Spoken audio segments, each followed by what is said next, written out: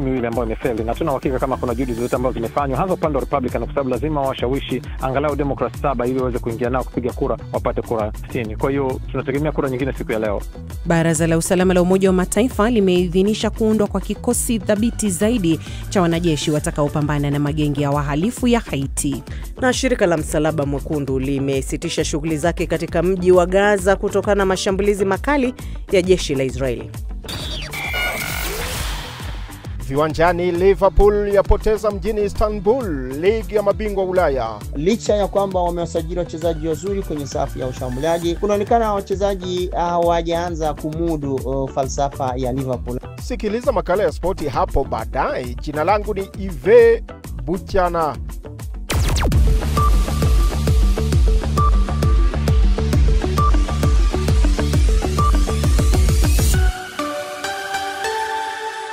Tuanze kwa taarifa ya habari. Msomaji ni mimi Jamhuri mwa Vyombo.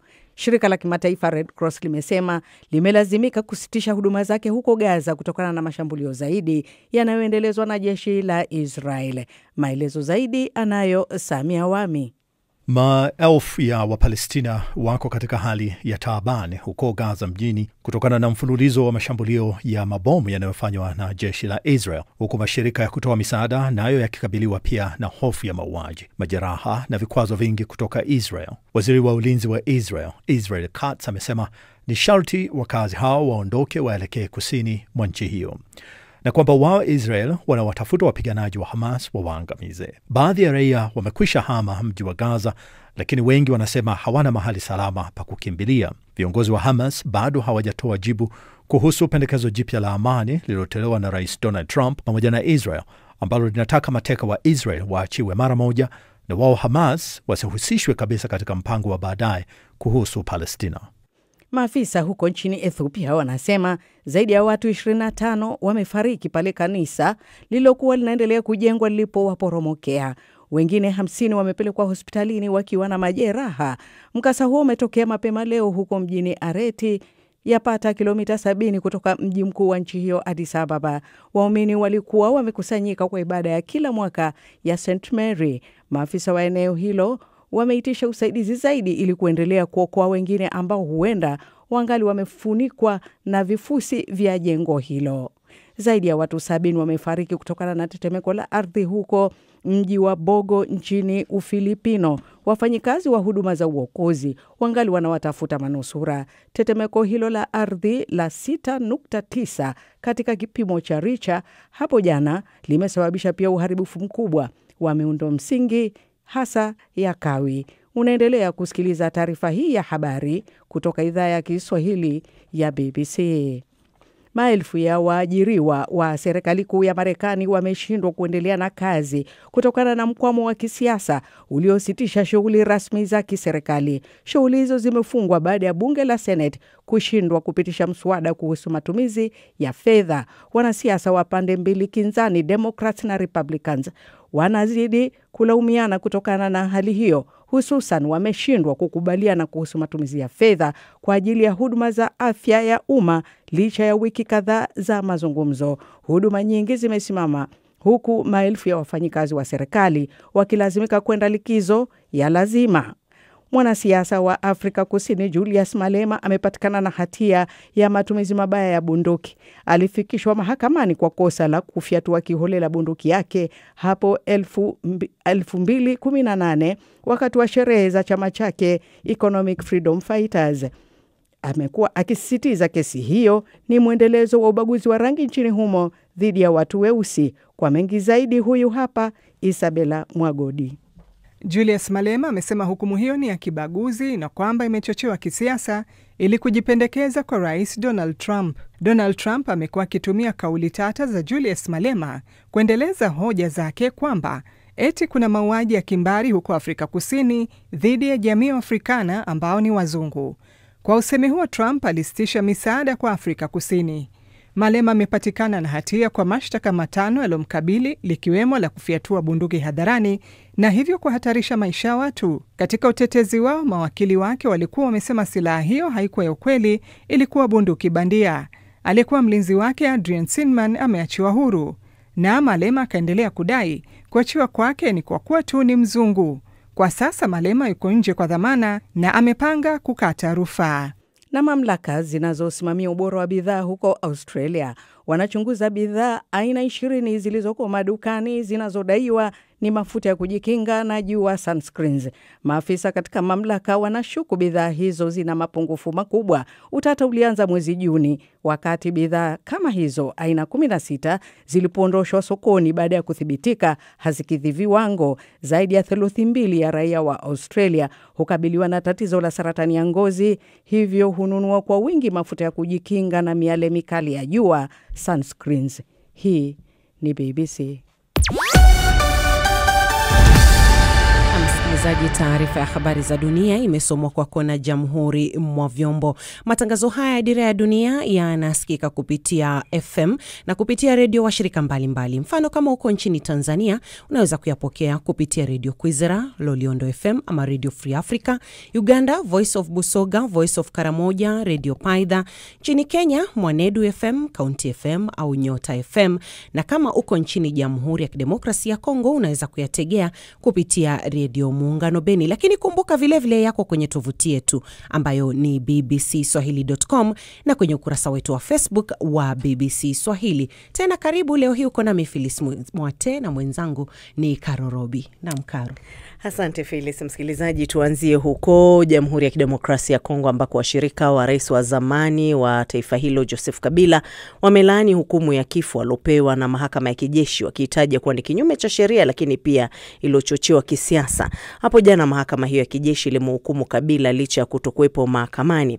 Awali nimezungumza na Ezekias Muhaya, afisa mwandamizi wa chama cha Kabila cha PPRD. Sisi wanachama wa familia ya kisiasa ya bwana Joseph Kabila, tuliposikia mambo haya kwanza yalileta kucheka sana, sababu yalihayarisha sana uongozi wa sheria wa bwana Rais Tshisekedi. Kusema ikionekana ya kwamba waliomshtaki ni kwamba alionekana hapa Goma ambako mimi naishi. Najiswali kama kuonekana Goma chini ya uongozi wa AFC ni dhambi, mbona mimi hawajanihukumu? Kusema watahukumu wakongomani wote wanaokaa hapa, hii ni alama kubwa ya kuonyesha ya kwamba kweli viongozi wa inji hawapendi kuunganisha inji, wanapenda kugawa, na hii ni dhambi ambayo hatutaweza kuwasamehe. Kitu cha pili ni kwamba wakati wanamhukumu Joseph Kabila sababu alikuja kukaa katika nyumba yake hapa Goma ambayo alijenga, na wanaonyesha ya kwamba kuna kuwa dhambi kubwa ya kukaa hapa Goma. Nimekwisha kusema sisi wote tunaokaa chini ya uongozi wa AFC ni kusema sisi watu si wakongomani tena, lakini itasikika ya kwamba bwana Rais Kabila ni mwenye amefika hapa na bado AFC imekaa hapa, lakini AFC na M23 waliweza kuzungumza na bwana Tshisekedi miezi 14. Sasa kama mwenye kukaa nao mwezi mmoja atahukumiwa, yeye aliyowaita na kuwapa pesa ya serikali, ya mfuko wa serikali, atahukumiwa lini? Nafikiri ya kwamba wanatayarisha kabisa tutakapoyarudia mambo. Yeye aliwaita Kinshasa, wakakaa naye, akawapa pesa, akawalisha kwa mfuko wa serikali. Na mwingine anakuja kukaa sawa sawa na sisi wengine tunakaa hapa, anahukumiwa. Ni kusema yule aliyekaa nao achunge kabisa hukumu ambayo itatokea, lakini kisheria hayana msimamo yoyote. Unahisi hii hukumu dhidi ya rais wa zamani Joseph Kabila itakuwa na athari gani hasa kuhusiana na swala la amani, usalama na uthabiti, hasa kanda ya mashariki mwa DRC ambako ndiko anakotuhumiwa kwamba amekuwa na mafungamano na makundi ambayo serikali yanaichukulia kama makundi ya waasi ambao yanasababisha msukosuko wa amani? Kitu hakina matokeo yoyote. Hapa miezi 3 au 6 wamemhukumu nanga, yalitokea leta nini? Na wakati wako wanaendelea kuleta mzozo ni kwamba Rais Tshisekedi hapendi hata kidogo pawe amani katika nchi, sababu wakati anamhukumu bwana Joseph Kabila sababu amekaa hapa Goma, lakini ingesifikiriwa basi Kabila dhambi gani alifanya? Si mkongomani tena. Na ukifuata mahakama wakati wanazungumza wanasema kwanza Kabila yeye si mtoto ya baba yake, yeye si mkongomani, yeye si baba ya watoto wake. Kisha nyuma baada ya bangi kidogo wanasema kosi imekwisha, wanasema hapana, kumbe tulidanganyika, yeye ni mkongomani na ni seneti kwa maisha, alafu lakini tutamhukumu. Ni kusema hivi vitu wanavifanya vinatafuta kuonyesha ya kwamba amani haipo karibu, lakini kitu wanasahau ni kwamba kuna watu bado wamechukua silaha, M23 na AFC wamechukua silaha kumupiga. Na hii sisi wanachama wa PPRD, familia ya Kabila, bado hatufikirie kama tunaweza kusaidia watu kupigana, lakini wana maadui wao walianza kula na wao tena wanawageuka. Hii ni kusema sisi tunakaa tunawaangalia namna watakulana. Nini itakuwa hatima ya PPRD sasa, kwamba kiongozi wake ndo huyo nyinyi mnadai kwamba anaandamwa kisiasa na hayuko nchini na amehukumiwa kifungo ama hukumu ambayo ni nzito sana?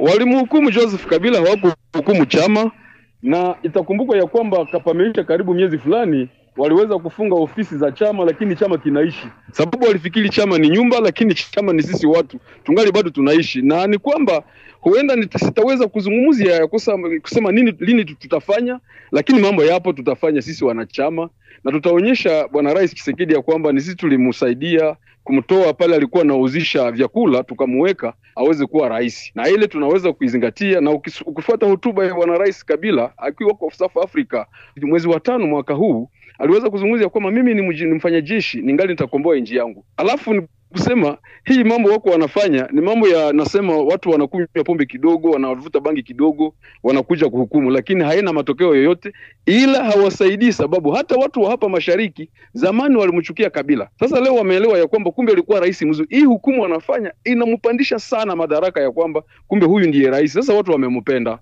Na vile vile hisia mseto zimeibuka nchini Jamhuri ya Kidemokrasia ya Kongo kufuatia hatua hiyo ya mahakama kuu ya kijeshi kumhukumu adhabu ya kifo rais wa zamani wa nchi hiyo Joseph Kabila. Sasa kutoka Goma, Chube Ngorombi ametuma taarifa ifuatayo.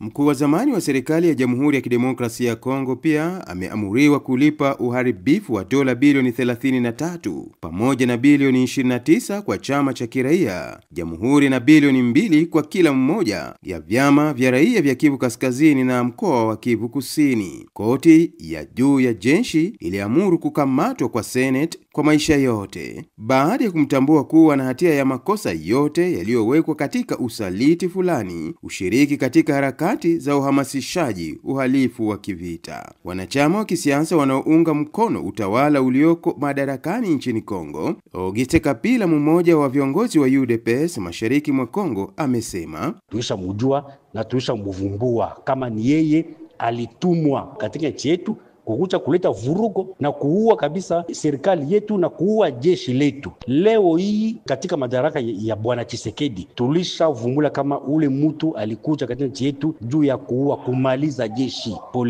polepole. Masaa kadhaa kufunua sababu za dhamana hii kutoka kwa mtazamo wa sheria na ukweli. Kulingana na majaji, Joseph Kabila ndiye mkuu wa M23, ingawa akiwa rais wa Jamhuri ya Kidemokrasia ya Kongo amekuwa mkuu wa harakati zote za uasi tangu uasi wa Mtebusi. Yeye hufanya ukaguzi katika vituo vya mafundisho vya waasi, anasimamia wafanyakazi wa uasi na anaelekeza uhasama dhidi ya DRC, ilisema mahakama kuu. Maamuzi hayo yamepelekea wanachama wa kisiasa wa PPRD wake Joseph Kabila kulaani utawala ulioko madarakani nchini Kongo, kama anavyoeleza Inosa Mirimo, mmoja wa viongozi wa PPRD mashariki mwa DRC. Felix kabisa huyo ni kuona kwa mbali, na sisi tulio mambo kama itakuwa vile tunaona na macho, sababu Felix hata siku moja haheshimia mipangilio yake na wa partenaire politiki wake. Sisi kama chama PPRD tunaona na macho. Kuhusu utaifa wa Joseph Kabila, kulingana na vyama vya kiraia, koti ilitangaza kuwa haifai. Hukumu ya mahakama inafanya kazi yake dhidi ya aliyekuwa kiongozi wa taifa, wala hairuhusu mpangilio wa mali yake. Shirika la kiraia la Amka Kongo mashariki mwa Jamhuri ya Kidemokrasia ya Kongo limejulisha mtazamo wake, kama anavyojulisha Jack Sinzahera kutoka shirika la Amka Kongo nchini DRC. Tunasema hiyo mahakama kama ni ya ukweli, iwahukumu wale wote ambaye wamejiunga na adui, wale wote ambao wamesababisha ukosefu ya usalama, wale wengine makanali wamejiunga na adui kwa kuvunja haki za binadamu, kuua raia na kwa kuleta ukosefu wa mali. Kwa koti nchini Kongo, ukweli huu ni wa nguvu sana. Pamoja na Kabila alikuwa rais kwa miaka 18, akikiuka jukumu la akiba na uaminifu kwa serikali. Naam, lakini raia wa kawaida nao wanahisi vipi kuhusu hukumu hii dhidi ya rais wao wa zamani Joseph Kabila? Biko na haki ya kumhukumu, kwani nchi yetu imepitia mizozo ya mengi sana, tena yeye anakipatikana mahali ambapo hakuna usalama, angelipasha bakia kufika Kinshasa waelewane kuona kisi ya kumaliza hiyo vita. Yangu kufanyika, mimi nataka vita ni kuisha. Mimi nataka waone gisi ya kuelewana, yani serikali na rais wa zamani kuona gisi ya kuelewana ili kusitiza hiyo mzozo. Mimi kama mama mimi nasema wanafanya makosa kuhukumu rais President Kabila. Pangejikaza wanamfamo kosee wao wa karibu juu akona bashauria kuhusu nchi yetu Kongo. Sikubali kwa sababu yeye ametumikia nchi muda mrefu na ana mambo mengi ambayo ameyafanya kwa ajili ya nchi. Sababu hata mtu anaweza shutumiwa makosa fulani, lakini tukiangalia makosa ya mtu ni sharti tuangalie kwanza na mema ya kwake. Ni kweli kabisa wameongea Kinshasa kama yeye anaweza fungwa, tena wanamfunga anapata kifungo cha maisha. Kwangu mimi sione kama ile kabisa ni kusaidia nchi kusonga mbele. Sababu wakati aliingia kwenye kiti, Kinshasa wanajua aliingia kwenye kiti anatoka wapi, na ametoka kukiti anajua ameachia nani. Hata nyumbani mzazi akitaka akamuzia mtoto gari na mtoto ananja penda anje gonga mzazi na gari ile, ni sherti mzazi anaweza akamnyang'anya mtoto wake gari. Anasema huyu mtoto hastahili tena kutembeza hii gari sababu naangalia siku atanikuta ndani ya barabara atanigonga.